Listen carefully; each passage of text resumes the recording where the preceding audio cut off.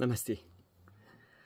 Aujourd'hui, nous allons aborder ensemble un sujet qui est très important dans la vie et dans les relations, quel que soit le type de relation, c'est la peur.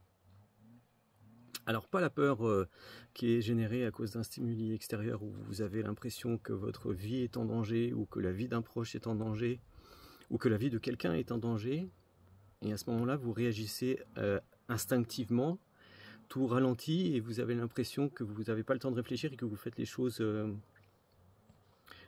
sur l'instinct, que vous réagissez sur l'instinct.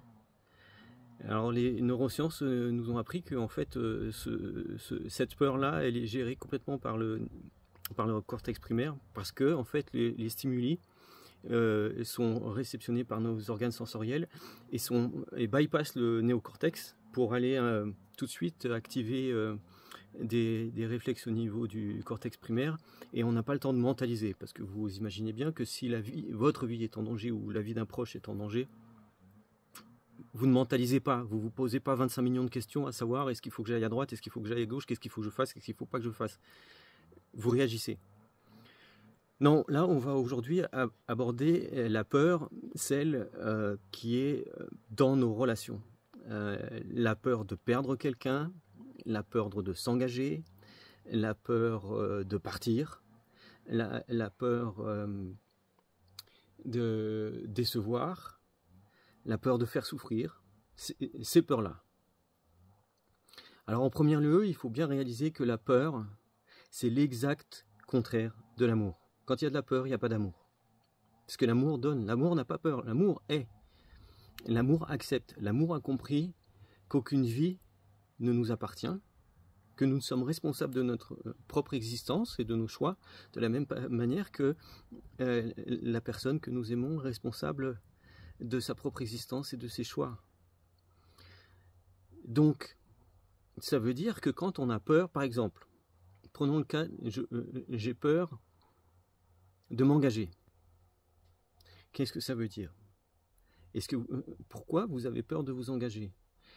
Vous avez peur de perdre votre liberté, mais de quelle manière, en ayant une relation, vous perdez votre liberté? À moins de tomber sur un sadique qui vous enferme dans une cave, mais vous ne perdez pas votre liberté. Si vous vous engagez avec quelqu'un en disant « je l'aime et je veux construire avec lui » ou avec elle quelque chose, vivre ensemble des choses, partager des événements ensemble, il est où l'enchaînement? On ne vous met pas un boulet au pied, ni on ne vous menotte pas. Vous êtes libre. Vous êtes libre d'interagir, de rentrer dans une relation, d'interagir avec l'autre, de l'aimer, d'être aimé, et de partir, ou en tout cas de faire vos propres choix de votre propre responsabilité, de votre propre chef, en dehors de toute autre considération. L'autre ne vous appartient pas, et surtout, vous n'appartenez à personne. Donc l'autre n'a pas de pouvoir de décision sur vous. Vous êtes responsable de votre vie.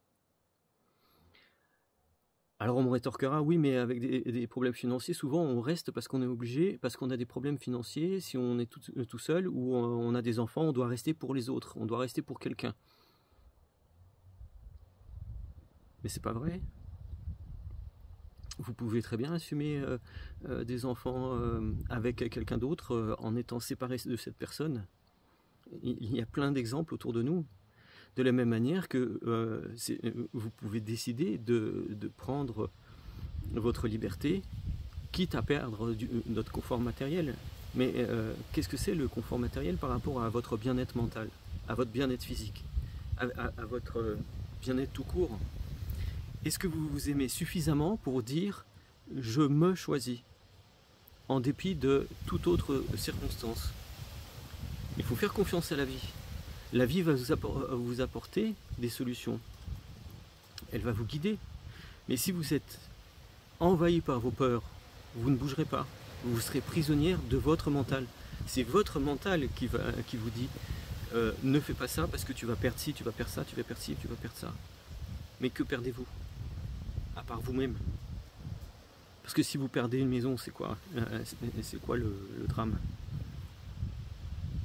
vous allez vous retrouver au chômage, vous allez vous retrouver dans un petit appartement, voire un petit studio. Mais par rapport à votre bien-être mental, ne vaut-il mieux pas perdre un peu de confort et gagner en liberté mentale et le loisir de faire ses propres choix pour soi-même que d'être soumis, contrôlé et dirigé par quelque chose ou par quelqu'un, par des événements qui sont en dehors de vous. Comme je vous l'ai dit déjà dans d'autres vidéos, le bonheur est à l'intérieur de vous. Il n'y a rien à l'extérieur qui vous apportera un bonheur permanent. Il est en vous. Cherchez-le en vous. Il ne faut pas oublier qu'il y a à peu près 90% de l'humanité qui vit avec moins de 2 dollars par jour.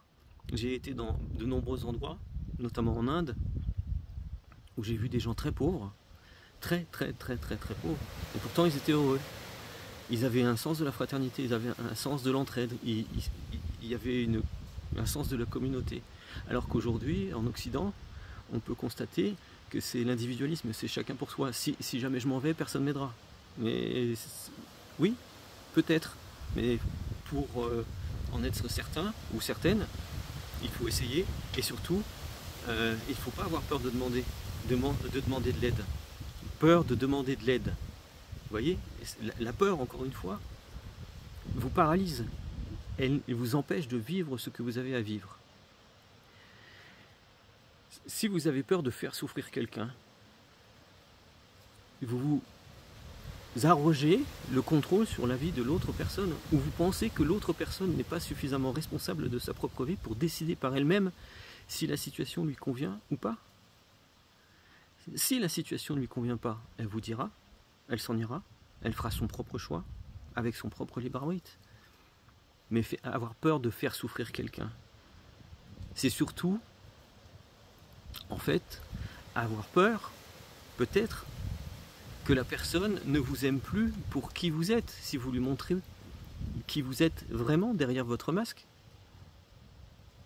Peut-être que vous avez peur de vous-même, de ce que vous voyez, de vos parts d'ombre, et vous projetez cette angoisse de vous-même, cette non-reconnaissance de qui vous êtes, dans vos parts d'ombre, sur l'autre. Parce que la vérité, c'est que nous avons tous des parts d'ombre. Nous avons la lumière et l'ombre en nous. Mais il faut les accueillir. Les deux doivent être accueillis avec amour. Ce sont nos parts d'ombre, nos difficultés, qui, une fois éclairées, se transmutent, se transforment en lumière. Comme a dit Dieu, au début il y avait les ténèbres et la lumière fut. Et partout où on met la lumière, il n'y a plus d'ombre. On accepte, on change, on prend conscience, on n'est plus dirigé par nos propres névroses. On les regarde en face. Et dès lors, on s'affranchit de cette peur de nous regarder nous-mêmes. On est dans l'amour pour nous-mêmes. Et à partir de là, on est en amour, on est en capacité d'être en amour pour quelqu'un.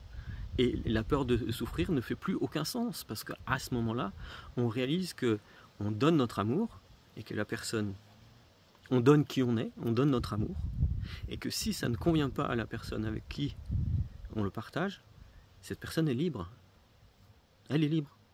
Vous n'avez pas à vous inquiéter pour cette personne, vous n'avez pas à avoir peur pour cette personne. Elle est libre. Peur de partir, on en a parlé. La seule chose que vous risquez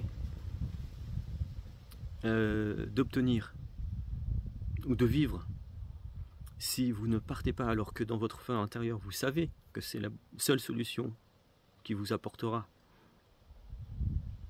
la paix et la sérénité, c'est d'être aliéné dans une situation qui va vous ronger de plus en plus.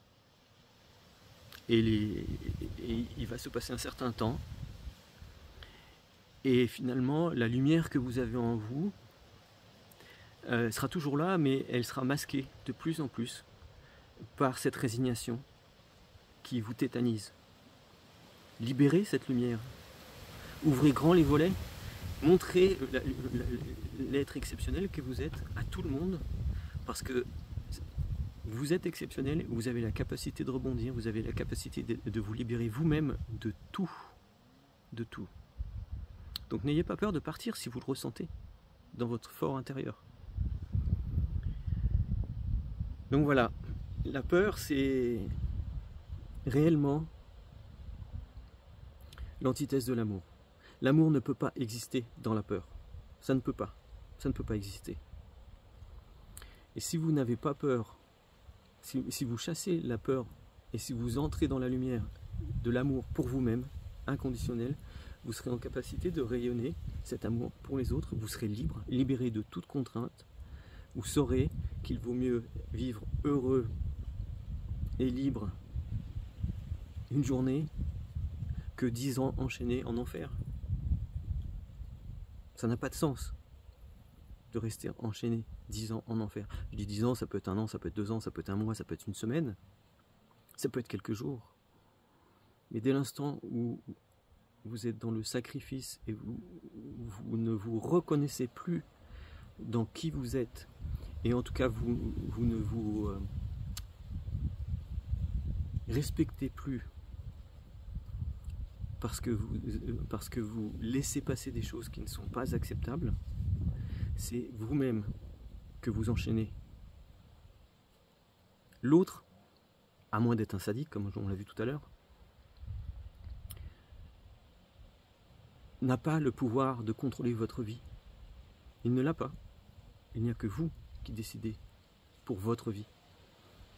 Retrouvez votre liberté, retrouvez votre pleine et entière souveraineté, retrouvez votre plein et entier amour pour vous-même et vous n'aurez plus jamais peur. Plus jamais.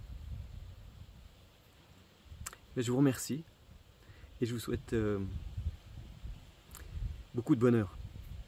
À bientôt. Namasté.